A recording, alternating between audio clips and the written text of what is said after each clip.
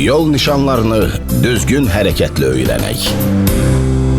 Bu rubrikamız iki xəbərdarlıq nişanına 1.12.1 və 1.12.2 təhlükəli döngələr nişanlarına həsr edilib. Yol nişanlarını öyrədən rubrikanı Azparking təqdim edir. Deməli dostlar, 1.12.1 və 1.12.2 nişanları bir-birinin ardınca gələn iki və daha çox təhlükəli döngənin olduğu təhlükəli yol sahəsinə yaxınlaşma barədə xəbərdarlıq edir.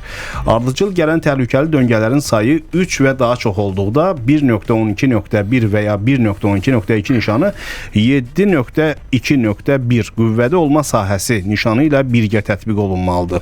Ardıcıl gələn təhlükəli döngələr arasındakı məsafə 300 metrdən artıq olduqda 1.12.1 və 1.12.2 nişanları yox, hər bir döngədən əvvəl müvafiq olaraq 1.11.1 və ya 1.11.2 nişanları tətbiq olunmalıdır.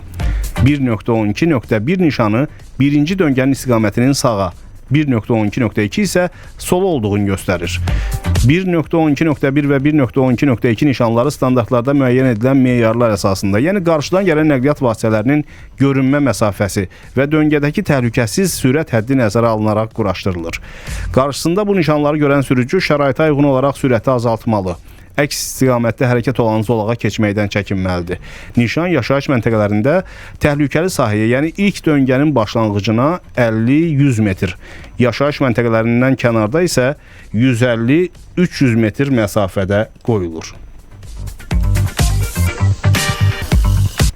Yol nişanlarını öyrədən rubrikanı Azparking təqdim etdi. Əziz sürücülər, məhdudiyyətli şəxslər üçün ayrılan parklanma yerlərində yalnız əlilliyi olan şəxs tanıma nişanı ilə nişanlanmış nəqliyyat vasitələri dura bilər. Azparking mobil tətbiqində onlar üçün nəzərdə tutulan yerlər göy rənglə göstərilir.